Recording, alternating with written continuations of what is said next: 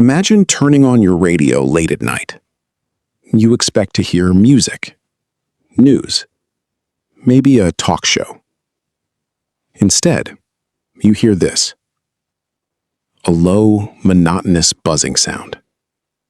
Over and over, hour after hour, day after year. No music, no advertisements, no explanations. Just a strange mechanical buzz repeating endlessly across the airwaves. Now, imagine that signal has been broadcasting for decades. Nobody publicly admits operating it. Nobody fully understands its purpose. And every once in a while, the buzzing suddenly stops. When it does, a mysterious voice appears. A voice that reads a seemingly random sequence of names, numbers, and words. Then, just as suddenly as it began, the voice disappears, and the buzzing returns. This is the story of one of the strangest radio mysteries on Earth. A signal known simply as the buzzer.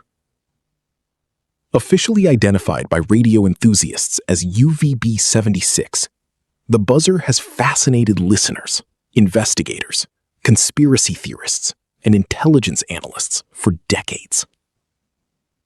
The station broadcasts on a shortwave frequency that can be heard across large portions of the world. Unlike modern internet communications, shortwave radio can travel enormous distances by bouncing signals off the Earth's atmosphere. For generations, governments, militaries, ships, and remote facilities have relied on shortwave communications. But the buzzer is different. Most radio stations exist for a reason. They broadcast information, entertainment, emergency messages. The buzzer appears to do none of those things. For most of its existence, listeners have heard only a repetitive sound, a harsh buzzing tone, repeating approximately 25 times per minute. At first glance, it sounds almost meaningless, like a machine left running in an empty room. Yet despite its simplicity, the signal never completely disappears. It continues, day and night, week after week, year after year. The station first attracted attention during the Cold War. This was a period when tensions between East and West shaped global politics. The Soviet Union and the United States monitored each other constantly. Espionage was everywhere. Secret communications networks operated behind the scenes. Military planners prepared for scenarios most civilians never imagined. Against this backdrop, strange radio transmissions were not uncommon. Governments around the world operated mysterious stations for classified purposes. Some transmitted coded messages. Others maintained military communication systems. But even among these secretive broadcasts, the buzzer stood out. Because nobody seemed able to explain why it was transmitting continuously. A coded message might be understandable. A military channel could make sense. But a constant buzzing sound? For decades? That raised questions. A lot of questions. As interest grew, amateur radio enthusiasts began tracking the signal. Listeners from different countries recorded broadcasts. They documented changes. They compared notes. And over time, a strange pattern emerged. Most of the time, the station produced only the buzz. But occasionally, something unusual happened. The buzzing would stop. Silence would fill the frequency. Then, a voice would appear, usually speaking Russian. The speaker would calmly read a sequence of words and numbers. No explanations, no context, just a coded transmission. To outsiders, the messages sounded meaningless, random. Yet many believed they were anything but random, because someone was clearly listening. Someone was waiting for those messages. The question was, who?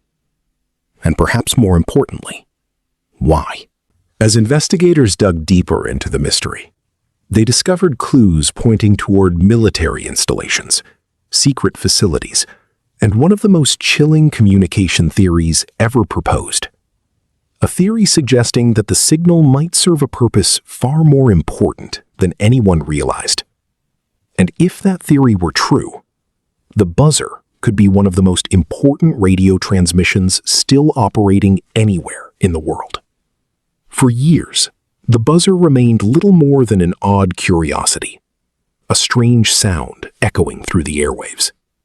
Most people had never heard of it, and those who had often assumed it was simply some forgotten piece of military equipment. But the deeper investigators looked, the stranger the story became. Because every now and then, something unexpected would happen. Something that suggested there were real people behind the signal. People who might not realize they were being listened to.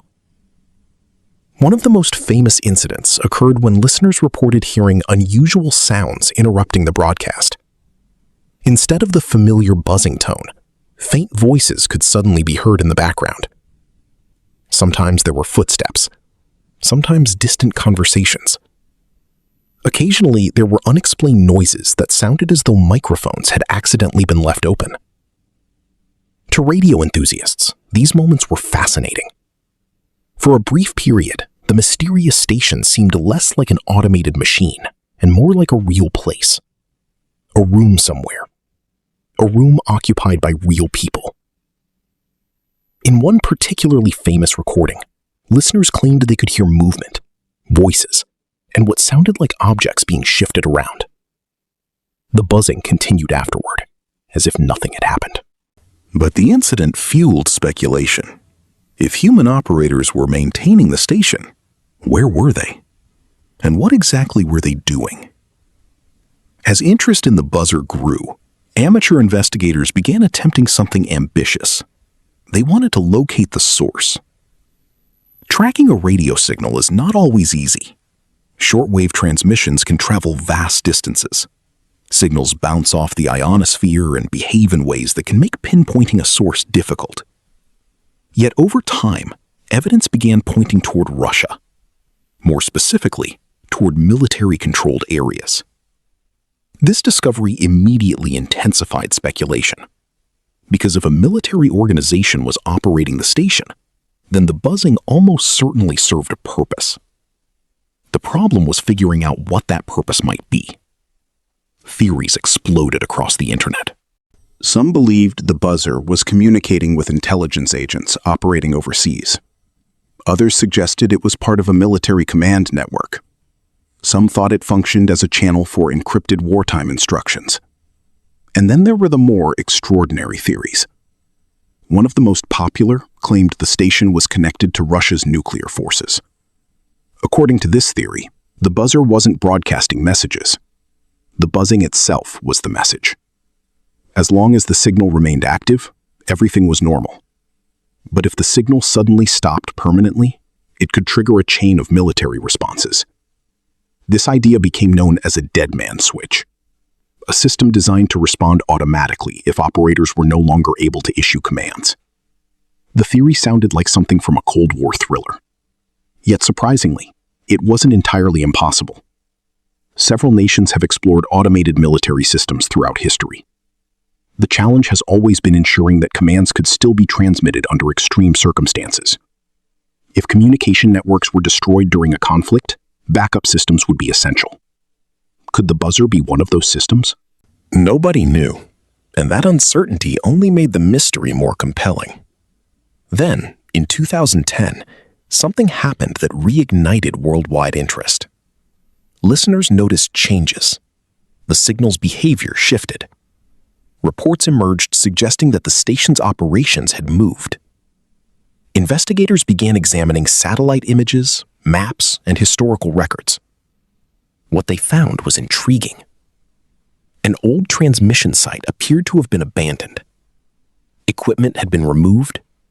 Buildings showed signs of disuse. It seemed as though the station had relocated. But why? If the system was so important, why move it? And where had it gone? The answers remained elusive. Around the same time, listeners recorded an increasing number of voice transmissions. Many followed a similar format: a call sign, a sequence of numbers, a series of coded words. To the average listener, they sounded meaningless. But to communication experts, the structure appeared deliberate, highly deliberate. The messages resembled military communication procedures. Not proof, but enough to keep the theory alive. What made matters even stranger was that the station never attempted to explain itself. No public statements, no official interviews, no announcements. The buzzer simply continued transmitting, hour after hour, day after day, as if it didn't care who was listening. And perhaps it didn't, because the intended audience might never have been the public at all. By now, one thing had become clear. The buzzer wasn't just an abandoned relic. Someone was maintaining it. Someone was transmitting those coded messages. And someone was listening for them. But the biggest mystery was still ahead, because hidden within decades of broadcasts was a theory so unsettling that intelligence analysts, military observers, and conspiracy researchers continue debating it to this day. A theory involving nuclear war, automated retaliation, and a system designed to function even after the unthinkable had already happened. By now, one question has remained unanswered. Why does the buzzer exist? For decades, people have proposed countless explanations. Some are simple, some are complex, and some are genuinely terrifying. But among all the theories surrounding UVB-76, one stands above the rest. Not because it has been proven, but because of what it would mean if it were true. To understand the theory, we need to go back to the Cold War, a time when the world lived under the shadow of nuclear weapons. The United States had them, the Soviet Union had them, and both sides feared a devastating first strike. Military planners faced a nightmare scenario. What would happen if a nuclear attack destroyed leadership before they could respond? How could retaliation be guaranteed if commanders were no longer able to give orders? The answer, according to some reports, was the development of systems designed to function even after communication networks had been crippled. Systems that could continue operating under the worst possible circumstances. One such system became known in the West as Dead Hand. Officially referred to by another name inside Russia, the system was reportedly designed as an automated nuclear command structure. The basic idea was chilling. If certain conditions were met, and if military leadership could no longer communicate, the system could ensure a retaliatory response, even without direct human intervention. Over the years, some researchers began wondering whether the buzzer might somehow be connected to such a network. Not necessarily as a launch mechanism, but perhaps as part of a communication chain. A signal proving that critical infrastructure was still functioning. A heartbeat. A constant electronic pulse. As long as the signal continued, everything was normal. If it stopped unexpectedly, that absence might indicate something had gone terribly wrong. To be clear, there was no public evidence proving this theory. None. Yet the idea spread rapidly because it seemed to explain one important question. Why keep transmitting a repetitive signal for decades? Why spend resources maintaining a station that appears to say almost nothing? The theory remains controversial. Many experts reject it. Others consider it possible, but unlikely. And some believe the truth is probably far less dramatic. A more common explanation is that the buzzer serves as a military communication channel. The continuous signal may simply keep the frequency occupied, preventing others from using it. When necessary, operators can transmit coded instructions to specific recipients. This would explain the voice messages, the military-style structure, and the station's longevity. In fact, many communication analysts consider this the most likely explanation. Yet, even if that theory is correct, mysteries remain. Who receives the messages? What do the codes mean? How often are they important? Those answers remain hidden. And that's part of what makes the buzzer so fascinating. In an age where satellites monitor the planet, where smartphones connect billions of people instantly, and where information travels faster than ever before, a mysterious radio station continues broadcasting without explanation.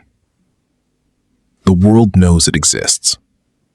People record it every day. Thousands listen. Yet nobody outside a small circle truly understands its purpose. Perhaps that is why the mystery refuses to die.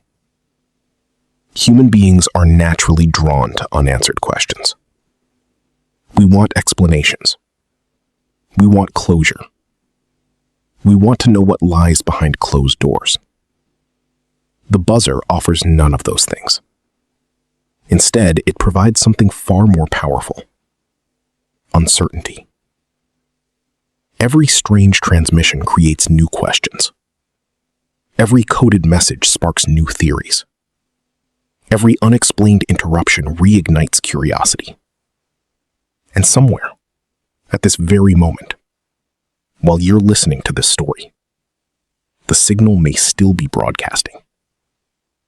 A steady buzz, repeating endlessly across the airwaves, waiting for someone or something to hear it. Maybe one day its purpose will be revealed. Maybe classified documents will become public. Maybe a former operator will finally explain everything. Or maybe the buzzer will continue transmitting for decades to come. A mystery hiding in plain sight. A signal heard around the world, yet understood by almost no one. And perhaps that's what makes it one of the greatest unsolved communication mysteries of our time. Thank you for joining me for this investigation into the buzzer. Now, I'd love to hear what you think. Do you believe the buzzer is simply a military communication station? Or do you think something more mysterious is happening behind those transmissions? Let me know your theory in the comments below. I read as many comments as possible, and some of the best theories might even be featured in a future episode. If you enjoyed this story and want more mysteries, abandoned places, strange signals, unsolved cases, and unexplained events from around the world, don't forget to subscribe to Ember Hollow. Leave a like if you enjoyed the video. It helps the channel more than you might think and supports future investigations. Until next time, keep listening, because somewhere out there,